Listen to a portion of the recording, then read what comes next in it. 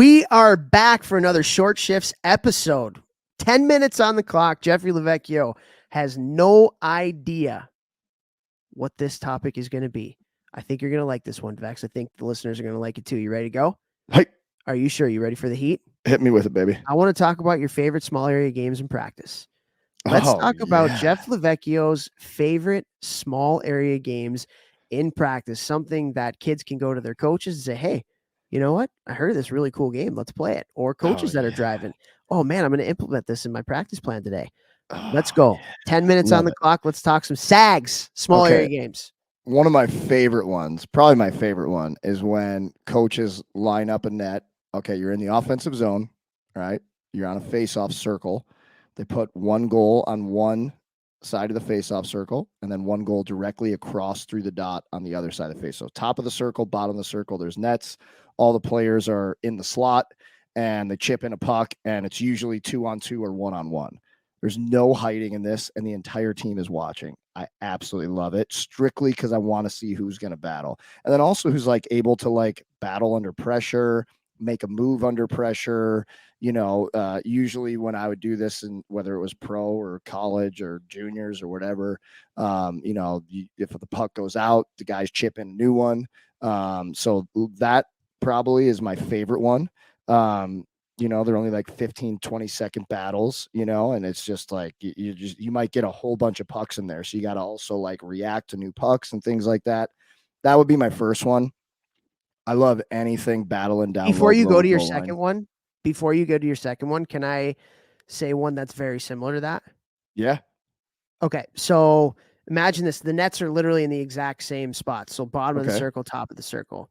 Okay. It's a 1-on-1 inside the circle.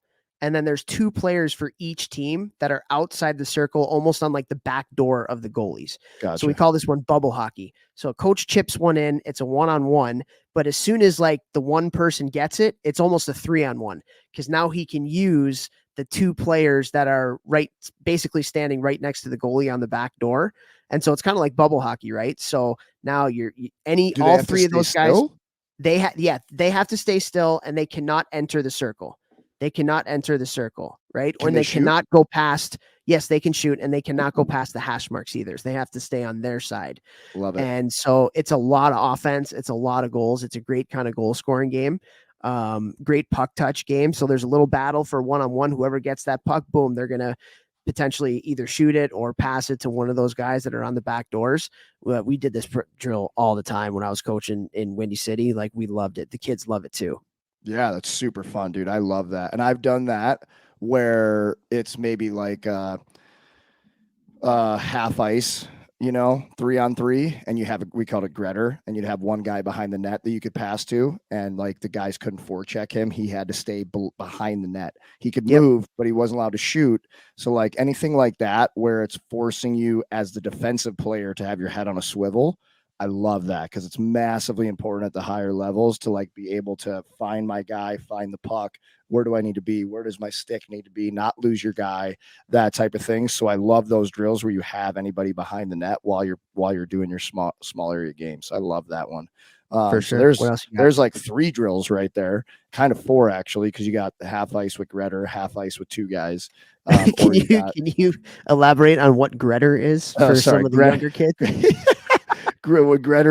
Being Gretter is what we always said. You're like Gretzky. You can only be behind the net in a drill. Hey, throw a Gretter in this one. So it's just a guy behind the net who has to stay behind the net. He isn't allowed to shoot, but he's allowed to kind of slide across, behind the net, like bubble hockey, honestly, and just move in that plane only. And the goal is, again here, guys, the goal, and I don't like the saying play fast, but the goal is not to hold on to the puck forever. You don't just hold on to it as Gretter or as those 2 guys in the drill that Topher explained around the circle. You don't hold on the puck forever. Wait. No, like, let's obviously make a good play, but like, let's make it as quick as we can. Let's be moving, head on a swivel, everybody. That's why you do these drills. You don't let the players hold on to it forever.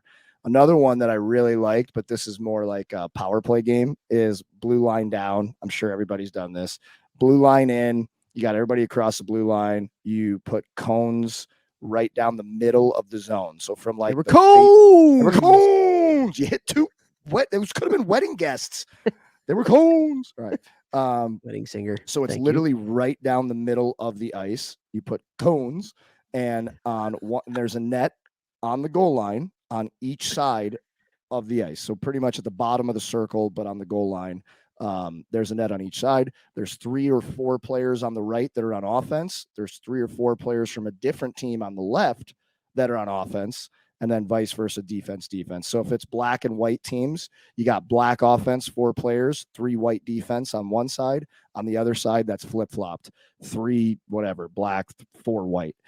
If the puck goes across, the other side plays. You can't go across the midline. And it just shrinks the ice. D or closer. You got to make plays fast. You got to move. You got to talk. You got to control the puck. You can't miss the net, or else the other side goes on offense. That was also one of my favorite ones too. Yeah, that's a good one. I always did it 4-on-2, not 4-on-3. I always did it Okay. 4-on-2. Yep. And I think it's really important, like some of the almost rules you put in the game. Like for me, the defenders have to go hard. They have to be aggressive. They can't Right. just stand there. Yeah. Right.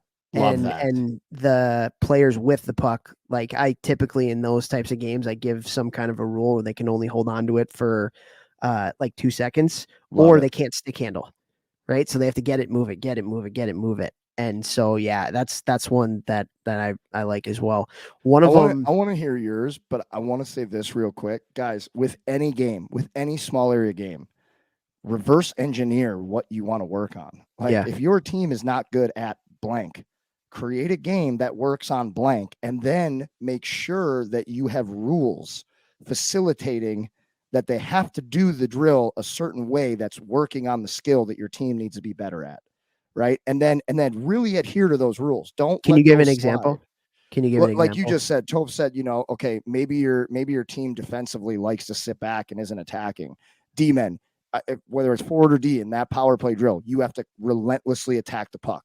You have to, one guy is relentlessly attacking. Or it's a penalty shot, right? Or it's a penalty shot, right? And yeah. The team that loses has to do a full speed down and back. So like put something on the line so they want to work even harder. Or a positive benefit, what a losing team has to buy the winning team Powerade. Like it doesn't matter what it is. Put something on the line, and then really, really focus on the rules that you create, so that you're really trying to drive the adaptation in their play that you're looking for. This is massively important. Yeah. So another example would be like if you're doing a 2-on-2 game and you want to work on puck protection, you can't pass the puck until you've held onto it for 2 seconds. So you have to get your ass out, protect it. Or if you want to work on passing, you want to work on puck support. Now you have to pass the puck within 2 seconds, or else I'm going to blow the whistle and it's a turnover to the other team.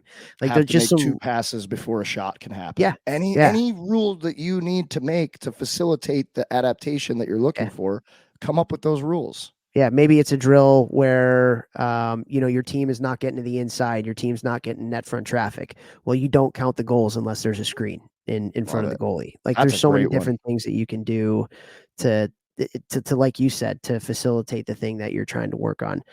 We only got a minute and a half here, so I do want to put one drill in, and this is one that I think I've done at the youth level, at all the youth levels, and it's like one of the favorites of the kids and one of mine. And I think there's, even though it's not a hockey drill, there's a lot of hockey stuff that comes out of it, and that's handball, 3-on-3 handball. So you have the nets on both sides of the boards, right? So it's a cross ice game, and it's 3-on-3, and you throw a soccer ball in there. And it's basically handball where guys pick it up. And the rules in this game is if you get tagged, then it's a turnover. So if you're holding the ball and the defensive team tags you, you have to turn the ball over to the other team, which forces you to have to move it very fast. And when you have to move the ball very fast, who does it put the onus on? It puts the onus on the players without the ball, because now they have to move to get to a support for that player. And so again, it's like hockey, but it's with your hands and with a soccer ball instead of a puck and a stick. And we have so much fun with it. Like boys get really into it. There's no goalies in there because it's a soccer ball on a hockey net, and the goalies love getting into the game, and now they're in it as well. But it's a phenomenal game that I think teaches, like in a different way, just how to support the puck and how to move it quick, which is kind of hockey sense. Right. And so we got less than 10 seconds left. Hopefully you guys really like this one. Small area games are great in practice if you want to work on anything. Ready, go. Sure. Share the show.